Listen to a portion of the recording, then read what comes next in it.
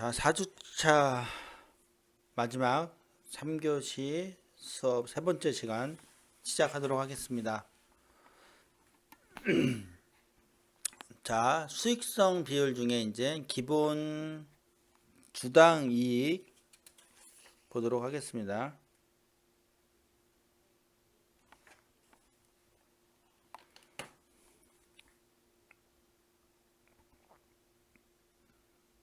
자, 그래서 단기 순이익을 발행 주식수로 나누어서 1주당, 한 주당 얼마의 순이익이 나타내는지를 분석해 는 것이 기본 주당 이익이에요. 그래서 여러분들 이제 뭐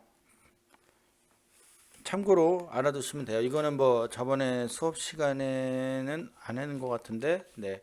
단기 순이익에서 자, 여러분들 이제 우선주가 있고 보통주가 있어요. 예. 우선주는 단순히 배당에 관심이 있는 거고요. 배당에만 그 주주총회에서 의결권이 없어요. 근데 보통주는 의결권이 있죠. 우리 보통 하는 주식을 여러분들이 구매하거나 살 때 보통 하는 것이 보통주죠. 예. 우리가 일반적으로 사는 것이. 예. 자, 그래서 기본 주당 이익은 여러분들 단기 순이익에서 우선주 해당 순이익을 뺀 다음에 여러분들 보면 이제 보통주 발행 주식수가 있어요. 그렇게 나눠주면 주당 이익이 나옵니다.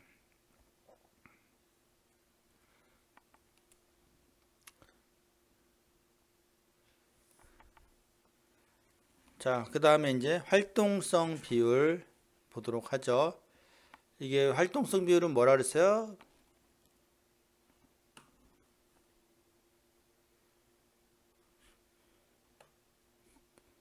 그래서 자산을 몇 번 회전시켜 매출액을 달성했느냐를 나타내는 비율로 매출액을 뭐예요? 자산 항목으로 나누어 계산한다 그랬어요. 그래서 뭐예요? 매출액 분자에 다 매출액이 들어간다고 했죠. 그래서 활동성 비율은 뭐야? 이런 관점에서 보면 위에 써 있죠? 효율성 비율 또는 자산 관리 비율이라고 한다. 효율성 비율, 자산 관리 비율. 효율성, 어느 정도 효율적으로 운영되는지를 본다고 했죠.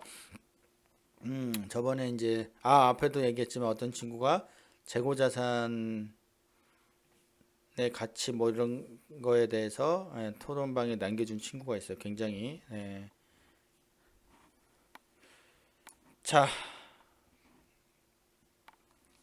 그럼 이제 총 자산 회전율, 총 자산을 기준으로 한 매출액이 어느 정도 형성되었는가를 나타내는 것이라고 그랬죠.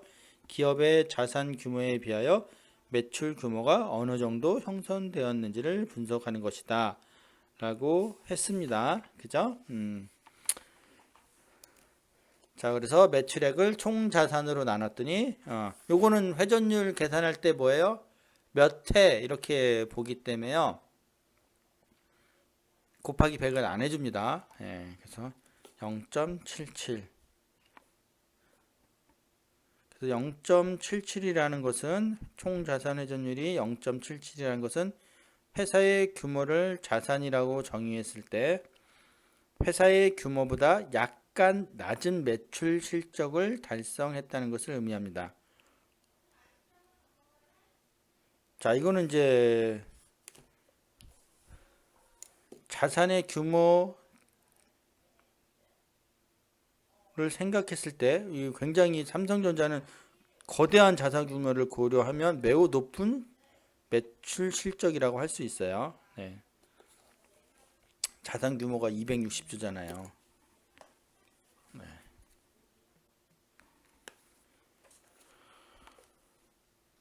그렇게 간단하게 해주시면 되고요. 자, 그 다음에 재고 자산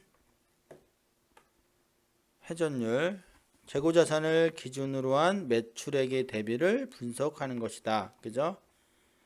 이거는 뭐예요? 재고 자산이 매출을 기준으로 현금 또는 매출 채권으로 연간 몇 번 전환되었는가를 나타내는 것으로 재고 자산 관리의 효율성을 나타내는 지표로 사용한다고 했습니다.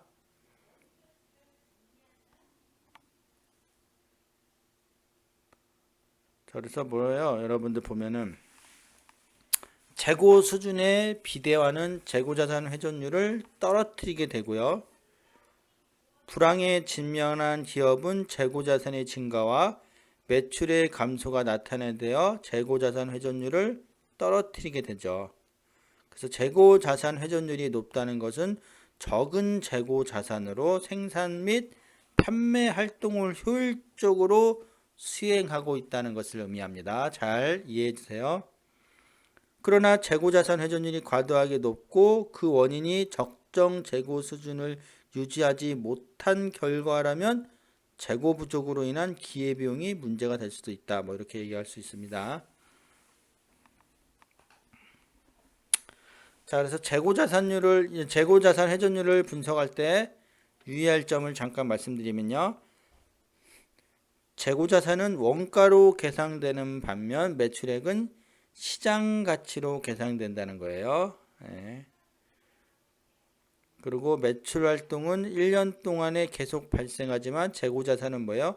그 시점, 일정 시점이라고 했어요. 재고자산은. 그래서 일정 시점의 잔액이므로 연평균 재고자산을 사용하는 것이 합리적이라고 했습니다. 그리고 셋째, 재고자산 회전율을 올바로 평가하기 위하여 원재료, 제공품, 완제품 등 재고자산의 주요 항목들에 대한 회전율을 계산할 필요가 있다. 이게 이제 이런 정도의 유의 사항을 잘 알고 계시면 이해하기가 더 편하겠습니다. 자, 이런 이유로 저번에 매출액 대신 뭐예요? 재고자산 회전율을 계산할 때는 매출 원가를 사용한다라고 했죠. 네. 그래서 여러분들 여기서는 이제 매출액으로 나왔지만, 네, 뭐 얻은 게 틀렸다라고 얘기할 수는 없어요. 그래서 뭐 우리가 교재에 나온 대로 매출 원가를 사용합시다. 매출 원가.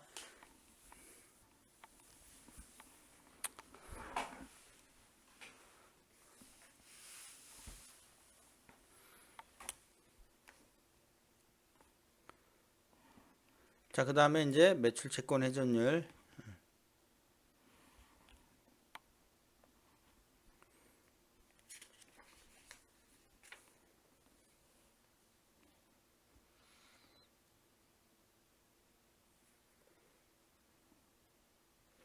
매출 채권 회전율은 매출 채권을 기준으로 할 때 매출액의 비중을 분석하는 것이라고 그랬죠. 그래서 매출 채권이 뭐라 그랬어요? 매출 채권이란 재무 상태표의 유동 자산 중 일부분으로 외상 매출금 받을 어음을 의미한다고 했습니다. 그래서 뭐 일반적으로 뭐예요? 우리가 판매를 할 때 외상 판매가 이루어질 수밖에 없죠. 기업에서. 그래서 매출 채권이 매출에서 차지하는 비중이 크면 어떻게 되겠어요? 그만큼 외상을 받아야 되는데 그만큼 회수에 대한 위험이 따르는 것을 의미하죠. 그죠? 그래서 매출 채권의 비중이 뭐 크면 안 좋죠. 네. 자, 그래서 매출 채권에 대한 잔량에 비하여 매출이 얼마나 형성되고 있는가를 알 수 있는 것이 매출 채권 회전율이에요. 그래서 과도한 매출 채권의 보유가 있는지를 우리가 분석할 수 있겠죠. 그래서 매출액을 매출 채권으로 나눈 거죠. 그죠? 네. 자, 그런 것이 8.3.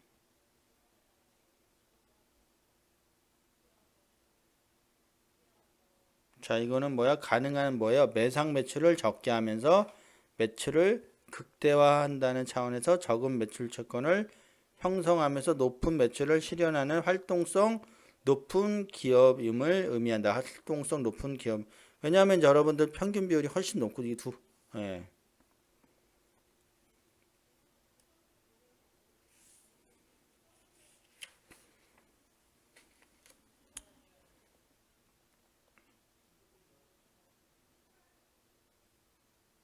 자, 그 다음에 이제 성장성 보도록 하겠습니다. 성장성 비율.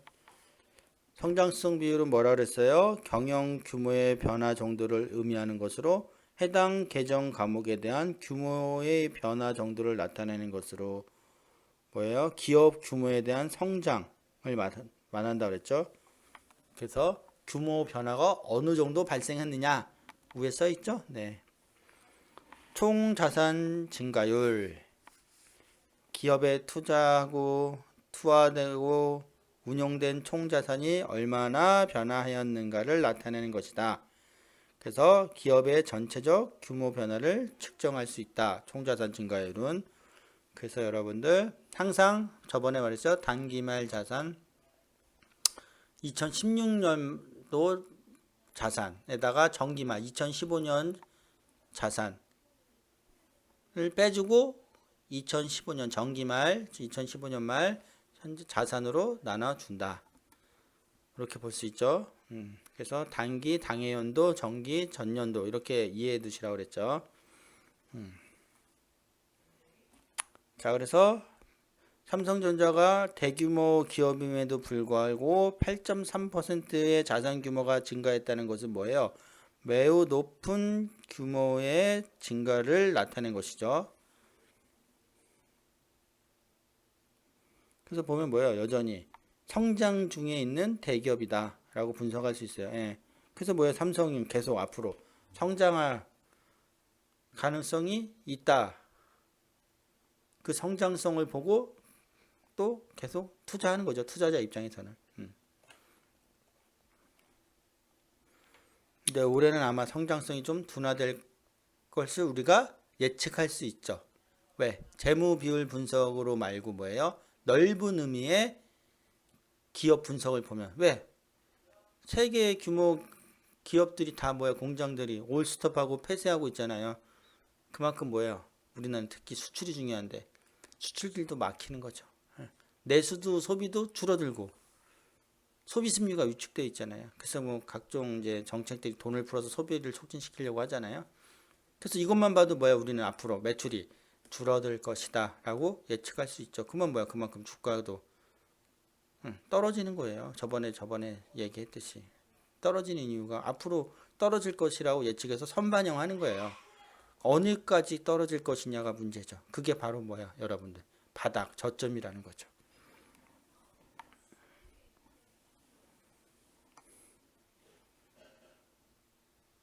자, 그 다음에 매출액 증가율 여러분들 계산해 보시면 되고요. 항상 당해연도에서 전년도 빼고 전년도로 나눠준 거라 그랬어요. 그 다음에 자기자본 증가율 마찬가지로 계산해 보시면 되고요. 계산해 보셔야 돼요.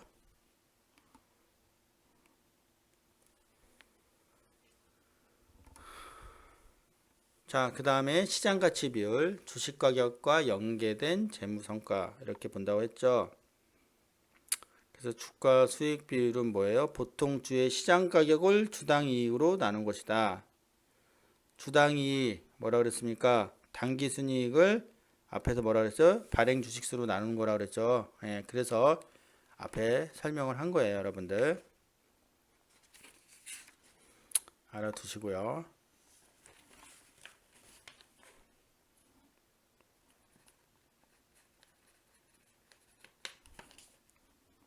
자,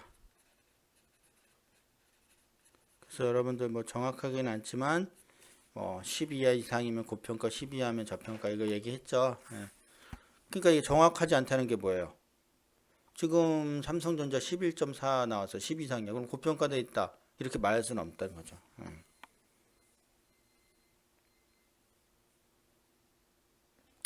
그래서 투자자의 평가 척도일 뿐이지 동종 타기업과 대비하거나 연도별 변화 추이를 분석하는 것이 보다 의미가 있다라고 볼 수 있습니다.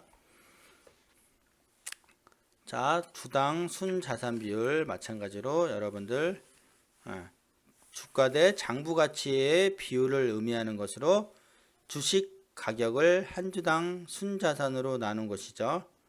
그래서 한 주당 순자산이란 뭐예요? 기업의 자산에서 부채를 공제하고 난 순수한 자본 총액을 발행 주식수로 나눈 것이다.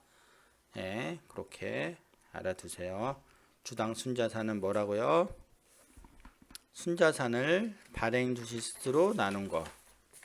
네, 그렇게 보시면 될 것 같아요. 그랬더니 1.16이 나왔다.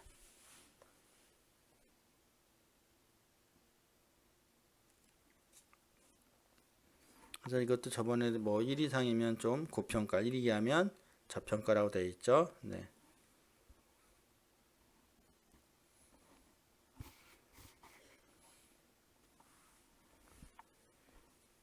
자, 그 다음에 유보율. 유보율은 여러분들 저번에 우리가 유보율도 공부를 했나요? 안 했으면 참고로만 알아두시면 될 것 같아요. 네. 그래서 기업들의 이제 유보율. 네. 자본 총계에서 자본금 빼고 배당금 뺀 거를 자본금으로 나눠준다는 거죠. 그래서 뭐 유보율이 뭐 2만 1000% 이상이다라는 것은 뭐예요? 주주 투자액 대비 잉여금이 뭐예요? 약 210배 기업에 적립되고 있음을 나타내는 것이요. 그래서 상당한 금액의 적립금을 형성하고 있다를 의미하죠. 그래서 투자 능력 및 불황 대비 능력이 매우 높다는 것을 의미합니다. 나쁘게 표현하면 유보율이 많다는 것은 뭐예요? 기업이 자꾸 자기 자금을 쌓아놓고 뭐 투자를 안 한다는 거고, 혹은 주주나 종업원들의 근로자들에게 그만큼 이익을 적게 줬다. 뭐 이렇게도 얘기할 수 있지만 어쨌든 이제 그거는 조금 이제 나쁘게 얘기한 것이고요. 기본적으로 투자를 위한 불황 대비 능력이 좋은 거죠. 그래서 지금 뭐야 삼성이 현금화 자산 하고 있다고 했잖아요. 투자를 적재적소에 하는 것도 굉장히 중요합니다. 그래서 뭐 시기적으로 안 좋은데 무리하게 투자하면 뭐예요? 망하는 거죠. 그렇죠? 네. 그러니까 그런 부분도 중요하다라고 볼 수 있고요. 자, 이어서 이제 여러분들 뭐 SK텔레콤의 사례는 여러분들도 한번 확인해 보시고요. 예, 해보시면 될 것 같고, 또 뭐 사례 기업에 대해서는 뭐 또 한번 다음에 수업 시간에 또 계속 해볼 거예요. 그래서 우리가 1차 직무평가는 말했듯이 재무 비율 분석해서 그것을 평가할 수 있느냐를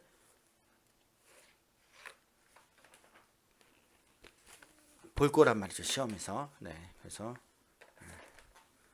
계속 똑같은 수업이 반복되니까 여러분들 1, 2주는 계속 그걸 확인하시고요. 여러분들이 체크하시고 계산해보고, 계산해보는 거 굉장히 중요하다 그랬어요. 여러분들 직접 해보는 거. 자, 수고하셨습니다.